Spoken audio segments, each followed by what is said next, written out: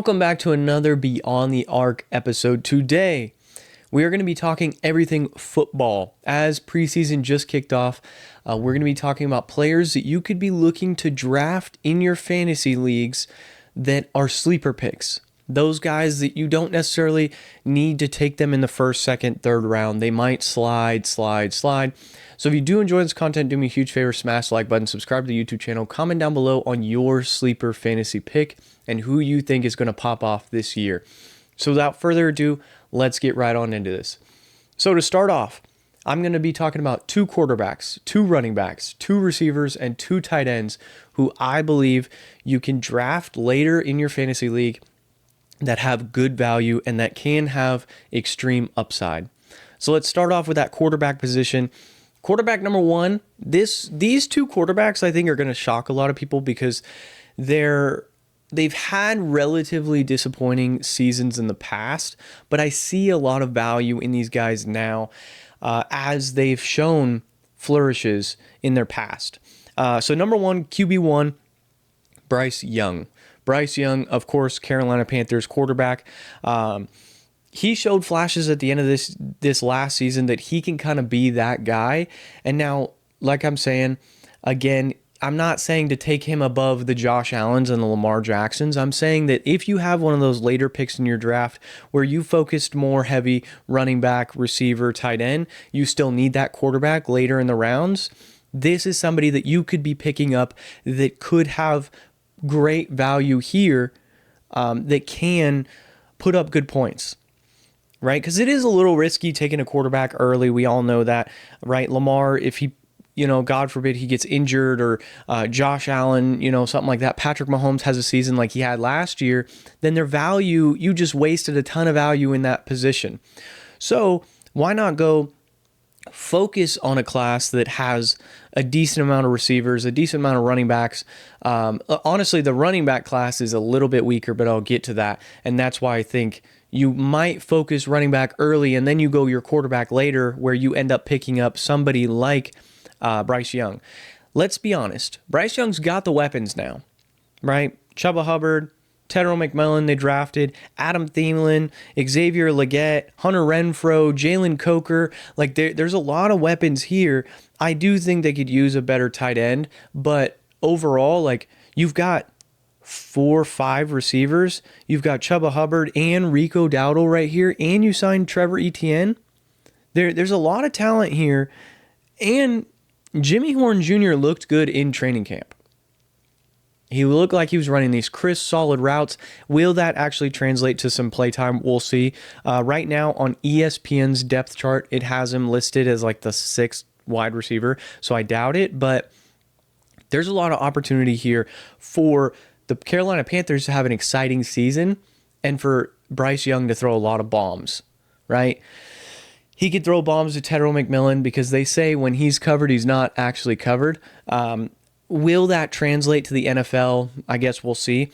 But I do think that he's got all the weapons around him to put up a solid offensive season and a sleeper pick fantasy draft player. He's the perfect player where I'm not talking safe pick. This is a risk, right? Because we've seen bad Bryce Young.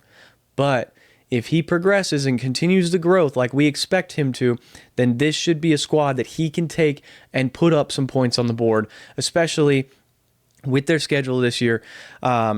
They open up against the Jaguars, and then they got the Cardinals, which the Cardinals have a solid defense, right? But you have the Jaguars, Cardinals, the Falcons, the Patriots, the Dolphins, the Cowboys, the Jets. That's your opening, 7 games?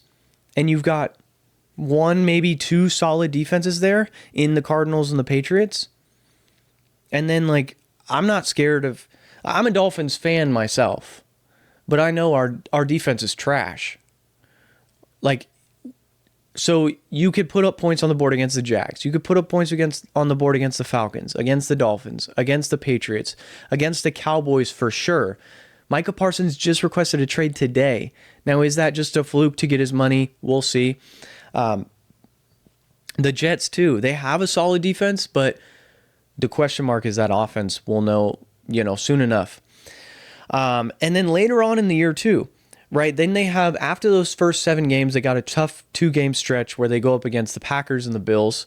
But then after that, Saints, Falcons, a beat up 49ers, right? Another Falcons after that.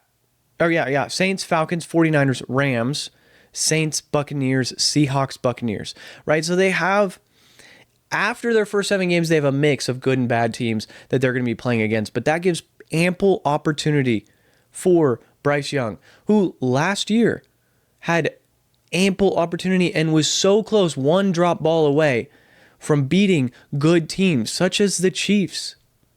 So if he can do that against these good teams, imagine what he's going to be able to do against these bad teams.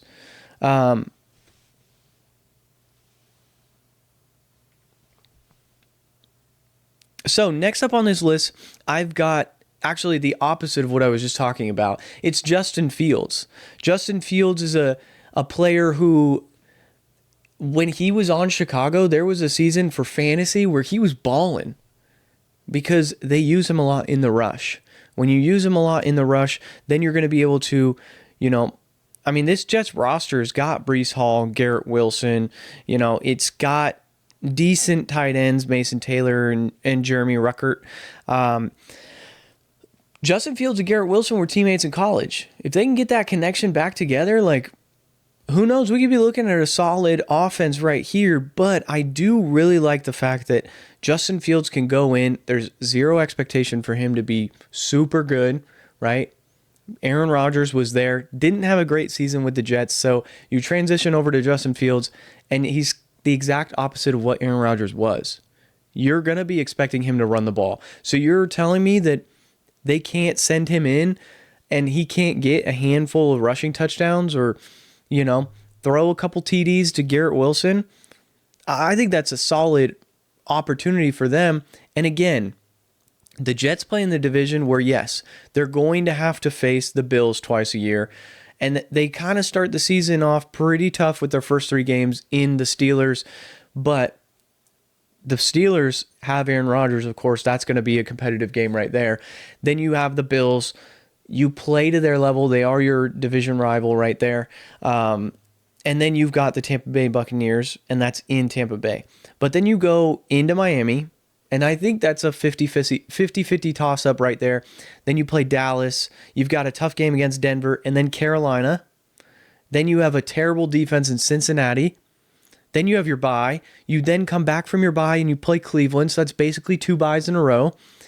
And then you have the Patriots, the Ravens, Falcons, Dolphins, Jaguars, Saints, Patriots, Bills. Right? There's a handful of games here, just like the Dolphins. Just like the Panthers. There's a handful of games there where you can go on and you can have ample opportunity for Justin Fields to run all over this field. He's got the weapon he needs in Garrett Wilson. Yes, there's going to be tough defenses here, but I think that Justin Fields could be that sleeper pick where if you're in desperate need of quarterback and you're like, shoot, there's not a lot of options on the board, I need to take a flying risk. Let me take Justin Fields because he's proved in the past when he was on the Bears that he had good fantasy value. So I really like Justin Fields and Bryce Young as my 2 quarterbacks that are sleeper picks. Again, keep that in mind. Sleeper picks. We're not talking the Josh Allens, the Lamar Jacksons, the Joe Burrows. We're talking you didn't focus quarterback. You're later in your draft and you're like, oh, shoot, I need a QB. So let's move on from quarterback. Let's talk about running back here. My first running back that I don't think a lot of people are talking about because he didn't have the most impressive seasons in his past with the Steelers, it's Najee Harris, right? This offensive line I really like for the Chargers. The Chargers have the passing game with Ladd McConkey and Justin Herbert. You have Will Dissly and Tyler Conklin at tight end as well. Joe Alt, Rashawn Slater, solid tackles. So, and you brought in Mekhi Becton. Yes, I understand he's a little bit injury prone, but he provided solid value. I think he can be serviceable for this offensive line, and he's not going to be expected to pick up double teams all the time, whole 9 yards. So, Najee Harris and Omari and Hampton both have an opportunity here to ball out for the Chargers. You have Jim Harbaugh sitting right there, who is a run-first coach. He wants to run the ball to open up the pass game. That means that Najee Harris and Omari and Hampton are going to be able to have those solid runs, especially when you got big old offensive linemen like Joe Alt, like Mekhi Becton, like Rashawn Slater. They have invested heavily into this offensive line. Now, their receiving game is all right. Outside of Ladd McConkey, it's honestly kind of mediocre. Even Ladd McConkey, he's cool, but not my favorite receiver for a number one. So, and then you, of course, have Justin Herbert, who can sling the ball. That's going to open up the run game for you. That run game, that's where you can get Najee Harris here, especially week 1. They open up against Kansas City. Then they play the Raiders, right? Then they play the Broncos. They have the Giants, Commanders, Dolphins. 3 defenses that are pretty. The Giants have a solid defense. And let me rephrase that. The Giants have a solid defensive line. Their corners need some work. But that defensive line, Commanders, we saw what the Eagles were able to do when they ran the ball against the Commanders. They got anything they wanted. Yes, a lot of that probably has to do with the offensive line of the Eagles, but you have a solid offensive line for the Chargers. The Dolphins do not have a solid defense. It is very shaky. Just got rid of Jalen Ramsey. Yes, brought in Minkah Fitzpatrick, but he was like ranked number 35 or something like that of free safeties last year. So, and then you got the Colts, whose defense, I think their defense is better than people give it credit for, but we'll see. The Vikings defense is a little shaky. Tennessee Titans defense plays tough, but there's opportunity there.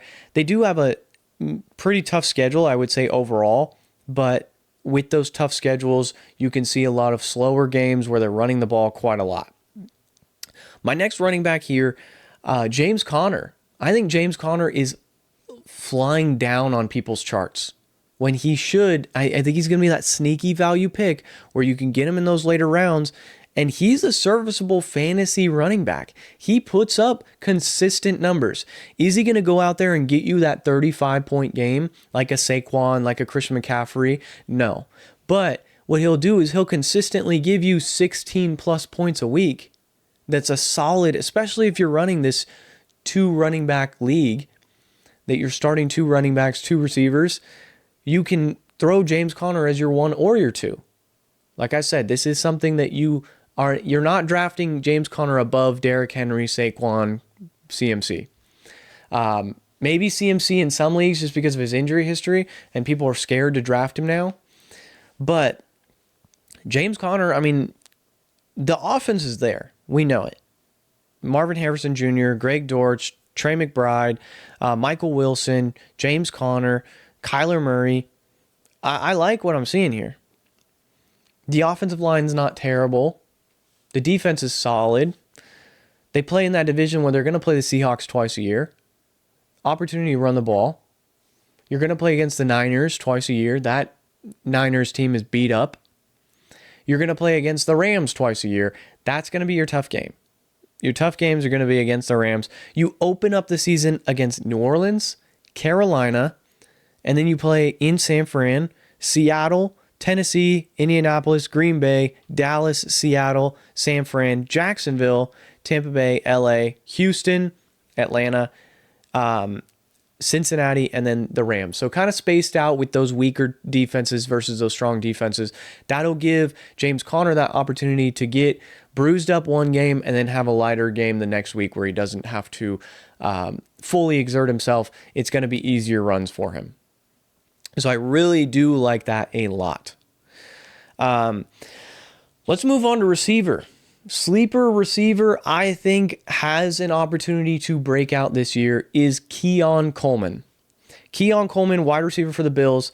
Of course, this is a team that James Cook is currently in contract disputes with the Bills. He's still showing up.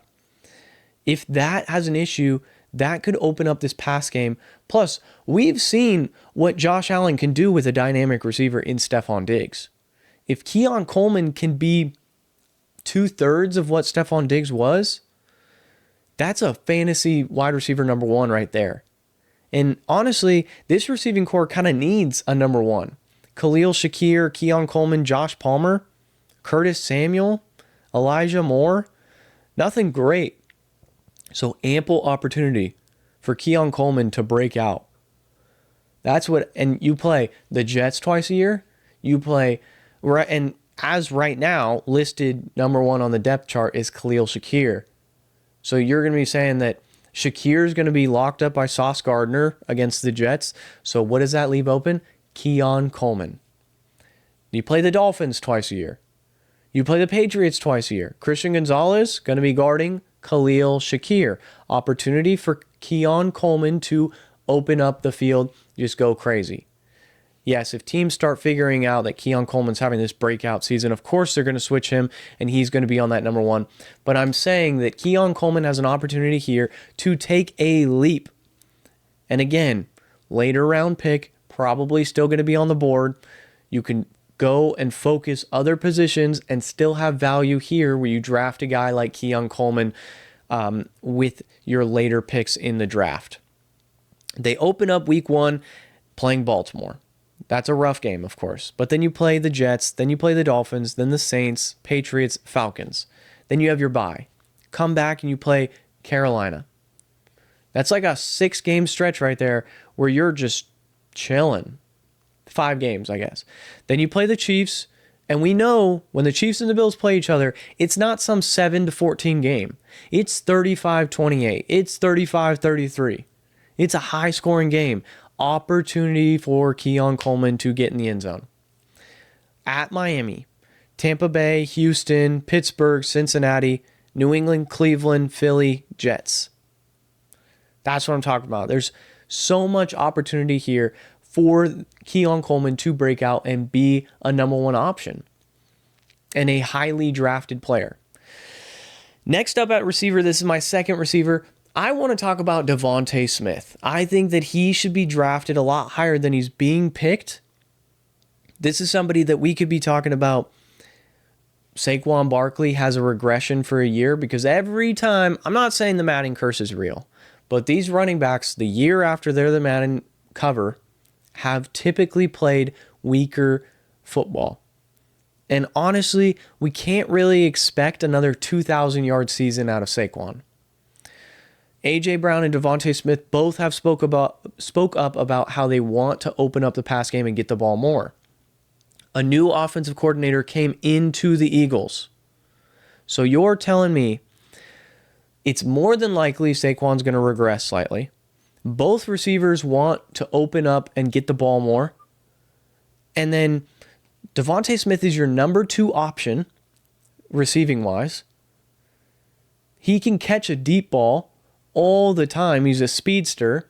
You have a new OC, so who knows what kind of offense he's going to be running. Hopefully it's pass heavy if you're drafting Devontae Smith. And then boom. And Eagles schedule. Cowboys. Play the Chiefs. Rams. Buccaneers. Like, the Chiefs, going to be a high-scoring game. You just whomped on them in the Super Bowl. You tell me you can't do that again? I know it's the regular season, whole 9 yards, but I think that could be a high-scoring game. The Rams could be a high-scoring game, shoot out a bit. Both solid defenses, both great offenses. Tampa Bay, we could see a shootout there as well. The defense for Tampa Bay is kind of weak. It's not as strong as it used to be. Then you play Denver. That could be a tough game. You play the Giants. You play the Vikings. The Giants again. You have a bye. Then you play Green Bay. That's 1, 2, 3, 4 weak corner defenses. Opens up the field for Devontae Smith to just get that. And they're going to be focusing. We know teams are going to go in and play the Eagles and focus the run. And say, hey, Jalen Hurts, if you're really like that, beat us in the pass game. So what are they going to do? They're going to beat you in the pass game and they're going to throw deep balls to Devontae Smith.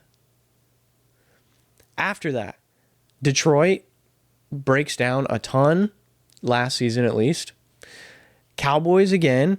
Then you got the Bears, solid defense. You got the Chargers, the Raiders, the Commanders, the Bills, the Commanders again. There is so much opportunity here for Devontae Smith to break out and have a solid, and he's always a solid fantasy player. Let's be honest. He is. All right, moving on, we have Tyler Warren as tight end, number one, that I think is going to be flying down those draft boards, just as we've had news released that Daniel Jones is neck and neck with Anthony Richardson on quarterback one, and not in a good way. It's not that Anthony Richardson has progressed so much from what we're hearing. It's that Daniel Jones and Anthony Richardson are playing down here. What happens when the quarterbacks are playing terribly? They're probably going to be doing a lot of checkdowns and a lot of underneath routes, little curls by your tight end. So that means that Tyler Warren's going to be able to go out there and make plays. This guy was an elite offensive player for Penn State. Now he's got an opportunity to play alongside Jonathan Taylor, Michael Pittman, Alec Pierce, Josh Downs. This offense is a quarterback away from being like an elite offense. Quentin Nelson over there on the O-line. And if Anthony Richardson or Daniel Jones can be even mediocre, Tyler Warren is going to eat. Jonathan Taylor is going to eat. I mean, I would have put Jonathan Taylor on the running back list, but in all reality, he's one of those in the same class of like a Derrick Henry, Saquon, Christian McCaffrey, where he's at the bottom of that list, but he's still in that tier where he's not going to be skipped over. But yeah, if Daniel Jones and Anthony Richardson can be mediocre, Tyler Warren is going to have a good season. You open up against the Dolphins. Then you play the Broncos. You got the Titans, Rams, Raiders. They have a tougher schedule. I'm not going to lie. But when you can't move the ball, when those quarterbacks can't move the ball, they're going to be constantly getting the ball to their tight end. Meaning if you play in a PPR league, 1 point per catch, boom, easy. Tyler Warren has 7-8 catches a game for 50 yards. That's solid right there. That's a 13-point. I mean, if he can average 13 points and catch a TD here and there, that's a serviceable tight end, in my opinion. And again, a sleeper tight end. And I'm saying that for his floor. I think his ceiling is a Brock Bowers-esque year. Brock Bowers did what he did with Aiden O'Connell at quarterback. Anthony Richardson and Daniel Jones are right there in that same quarterback class as Aiden O'Connell. Not good. Tyler Warren can be a great player for you to draft in your fantasy league. Last but not least, we've got tight end Pat Freiermuth. They brought in Jonnu Smith. And yes, I think Jonnu is an elite tight end. Solid, maybe not elite, but he's a good tight end. You've got amazing offensive weapons here. DK Metcalf. Of course, if Aaron Rodgers can show flashes of what he used to be. But Aaron Rodgers likes to throw to his tight ends. Meaning, Pat Freiermuth is going to get the ball. Jonnu Smith is probably going to get the ball. They're loading up on this offensive side of the ball to hopefully ensure that Aaron Rodgers is not bad. To give him what he needs. Because the defense does not need help. We know that. The defense is going to do its thing. The defense has carried the Steelers for the last 8 years to a 9-8 season. The offense just wasn't catching up. So the Steelers made decisions and they said, hey, we're going to go get DK Metcalf, right? Everyone's raving about Calvin Austin. Pat Freiermuth is there. So Pat Freiermuth can eat here. An opportunity for them to really ball out. So with that being said, their schedule, they play the Jets. Again, it's going to be a revenge game for Rodgers. So I think that Pat Freiermuth could catch a touchdown, 80 yards on top of that with 5 receptions, let's say. Right? Even if it's five receptions, 50 yards, and 1 TD, I mean, shoot, that's a 16-point outing right there. That's what you want out of your tight end. Then they play Seattle, the Patriots, the Vikings, the Browns. Terrible defense. Not terrible defense, but it's a mess right now with Cleveland. It is a mess. Cincinnati, terrible defense. Then they play the Packers. Defense has a bunch of question marks. They play the Colts. They play the Chargers. I still question the defense for the Chargers. The Bengals, again, they play the Bears, the Bills, the Ravens. then the Dolphins, the Lions, Cleveland Browns, Ravens. So that right there, we're talking about a bunch of teams that have opportunity to be exposed. And if Aaron Rodgers, I know it's about 50-50 right now with Aaron Rodgers and his opportunity to be good, whether or not he's actually going to be good. And I think with that, he likes to throw to his tight end, so he's going to be focusing Pat Freiermuth, and he's going to be focusing on Jonnu Smith. So one thing before we do finish up, I want to talk about Micah Parsons requesting a trade from the Dallas Cowboys. We've seen the contract disputes, and honestly, like, I've been very sick and tired of every time I go on ESPN, it's, oh, they got to get this contract done. Oh, what's Jerry Jones doing? Oh, and it's so annoying because it's like, we get it.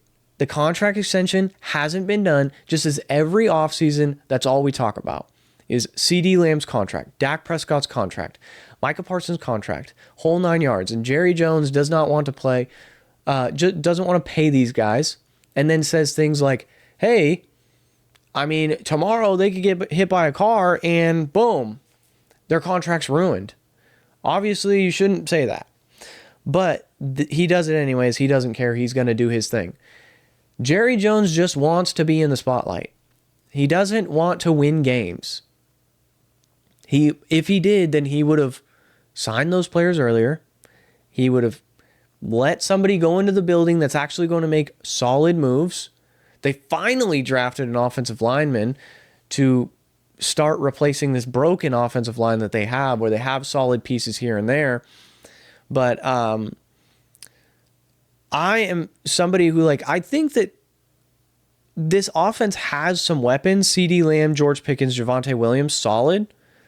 But one, I'm not a big fan of Dak Prescott. I don't think he's this elite quarterback. I think he's in the same tier class as, he's like a B and B plus quarterback, where he's in the same rankings of like a Kirk Cousins, Tua, Brock Purdy, and Dak Prescott, right? Somewhere around there. And I honestly don't have high hopes on like Brock Purdy and all that either. But so at the time, I wouldn't have paid Dak Prescott, because I don't think what Dak Prescott has brought to the Cowboys, you can't go get for cheaper elsewhere. You know? I don't think that him not even bringing them to an NFC championship, not even close to sniffing the Super Bowl, with all of what he had around him, the offensive line, Ezekiel Elliott in his prime, he had weapons, whole 9 yards, and you couldn't get it done. I think that Dak Prescott is a little bit of an overrated quarterback, and I get it. I feel almost every quarterback that plays in Dallas is going to be an overrated quarterback because it's quote unquote America's team. But this squad, this offense feels as if it's one quarterback away. The defense, though, does need a lot of work. Yeah, Micah Parsons asked for a trade and he's your best defensive player.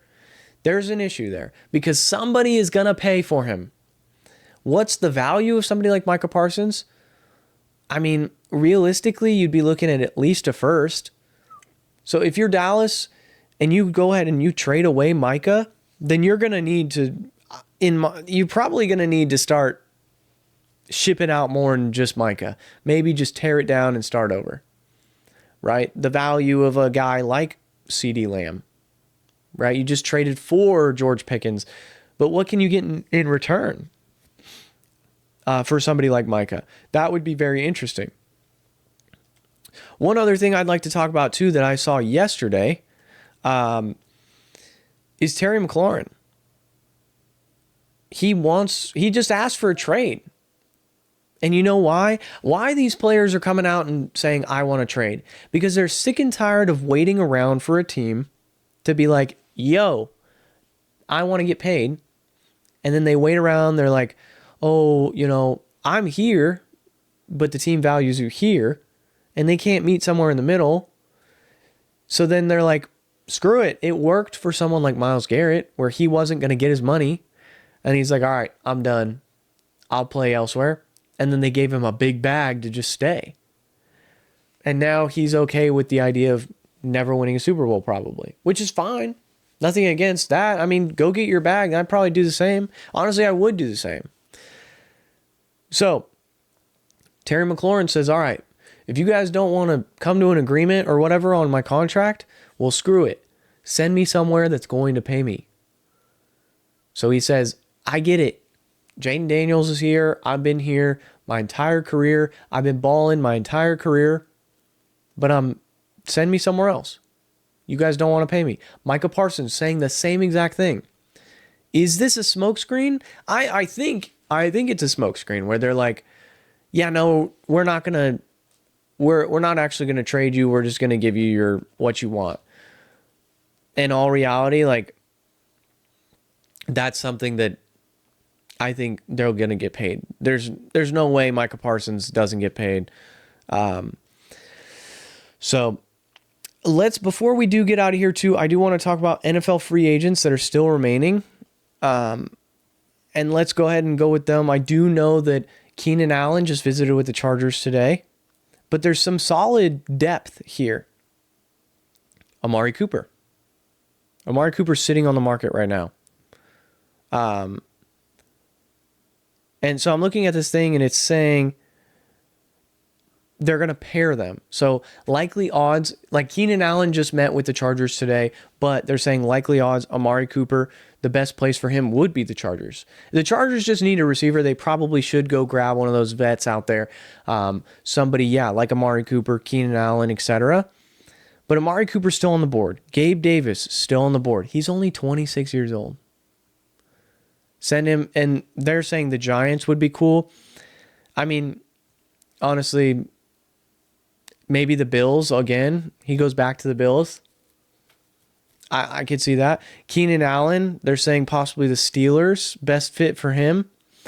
The Steelers could use another receiver, some depth there. But do you want somebody so old like Keenan Allen? He's 33. I mean, still serviceable. Justin Simmons is sitting on the market right now. Solid safety. He's only 31. So they're projecting him to possibly be a good fit for the Eagles.